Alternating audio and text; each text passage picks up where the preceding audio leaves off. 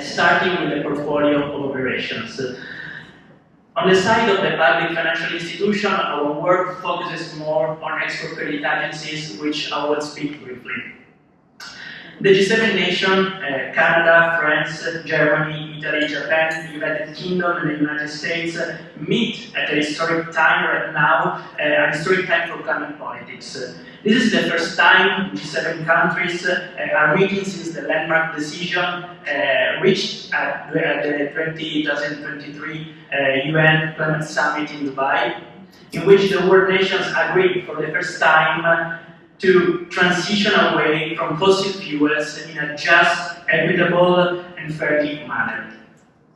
However, not only G7 countries are among the world's biggest extractors of fossil fuels, they also have a large domestic expansion plan that are sabotaging any hope of achieving the climate goals that they themselves are rapidly committed to.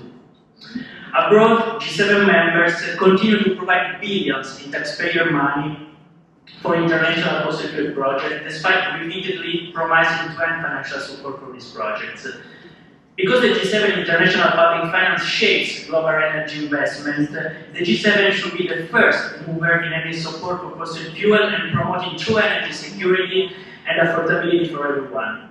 In 2021, 6 of the G7 countries, all but Japan, as Luca said before, pledged onto the Clean Energy Transition Partnership, CETP, pledged at the United Climate Summit in Glasgow, pledged to have international public finance for fossil fuel projects abroad by December 31, 2022. Well, that was the main goal at the beginning. Despite this, the G7 countries' fossil fuel finance continues. Data from the Public Finance for Clean Energy database shows that between 2020 and 2022, the G7 provided USD 25.7 million of public money for fossil fuel projects abroad, compared to US dollars 10.3 billion for clean energy. 40% of the funding for fossil fuels financed gas projects, while an additional 46% financed mixed oil and gas projects. The top 3 countries of the G7 financing fossil fuel between 2020 and 2022 were Canada, Japan, and Italy, unfortunately.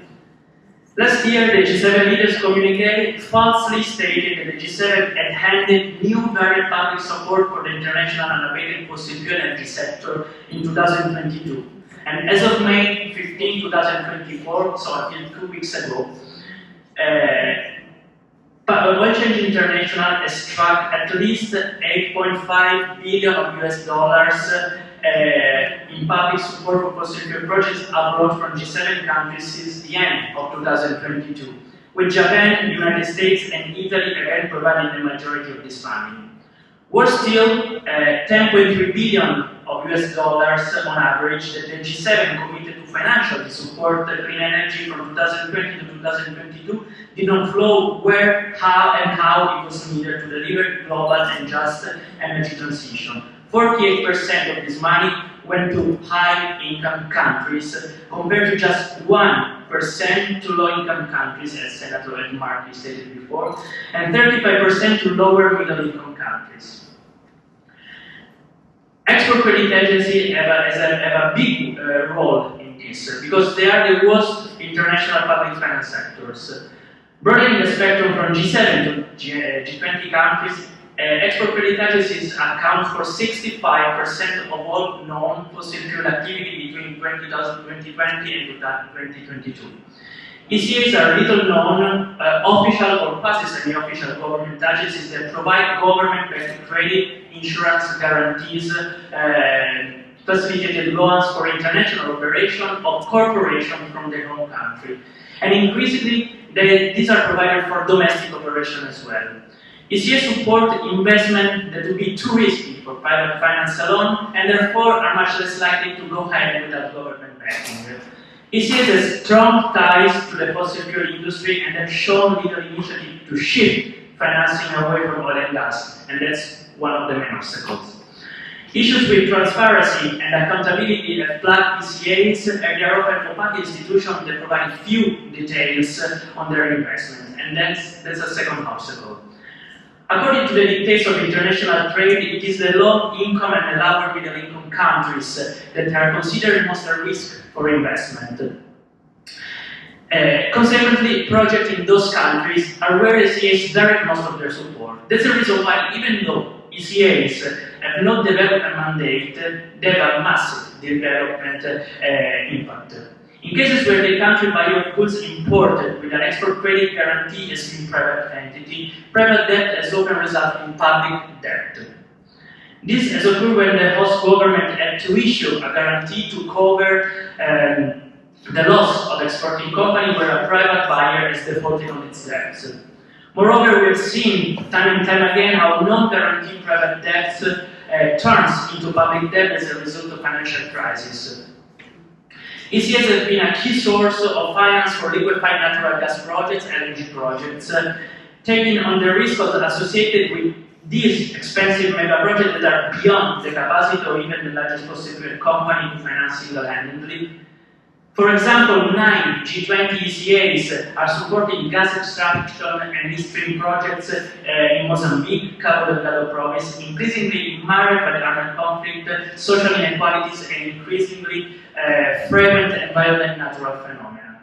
Canada, Korea, Japan, China, and Italy were the largest 3 ECA supporters of fossil fuels from 2020 to 2022.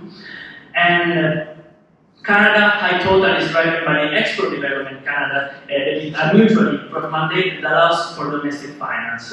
Between 2020 and 2022, 80-40% of EDC finance went to support the Trans-Mountain Pipeline and Coastal GasLink pipeline projects, both of which have been met with legal challenges and protests over the climate impacts and for violating the sovereignty of First Nations. In 2023, Italy Export Credit Agency SACE approved 8 loan guarantees for oil and gas and petrochemical projects amounting to the outstanding amount of $4.95 billion US dollars, and in 2024 it will likely approve hundreds of millions for fossil fuel projects in Vietnam, Brazil, and Mozambique again. The ranking of the G20 countries for public financing of fossil fuels sees Italy in the lead among European countries and 5th globally. It is precisely because of its export credit agency that Italy is so high in the ranking of oil and gas financing countries. The UK, Canada, and France are the only G7 countries that have put forward policy aligned with the CTP to end almost all new oil and gas export finance, while a growing number of non-G7 countries, including Finland, Sweden, New Zealand, Ethiopia, Mali, El Salvador, Fiji, Jordan, Sri Lanka, and more, are stopping export credit finance for fossil fuel projects abroad. Unfortunately, Italy, Germany, and the United States have policies that fall short of the commitment and have big loopholes that are allowing ongoing fossil gas support. That's the reason why CTP is not enough. The OECD arrangement on officially supported export credits rules that all OECD countries, ECAs, must follow. Currently, it restricts most coal finance, and in November 2023, EU, UK, and Canada put forward a proposal to expand the coal fiber provision to include oil and gas financing. 8 out of 11 OECD negotiating countries have now signed onto the CPT. In 2024, more OECD members countries that are also CETP signatories are expected to respond to this proposal and either align with them or propose alternatives to align with the OECD arrangement with international climate goals. This is one of the last opportunities we have to make a better use of public money for contributing to climate crisis, environmental devastation, and debt and social inequality to a just transition tailored on the real needs of people and the planet. And at the same time, we encourage more and more countries, like your countries, to sign onto the CTP to make additional pressure to OECD countries to align to the Paris Agreement. Thank you so much.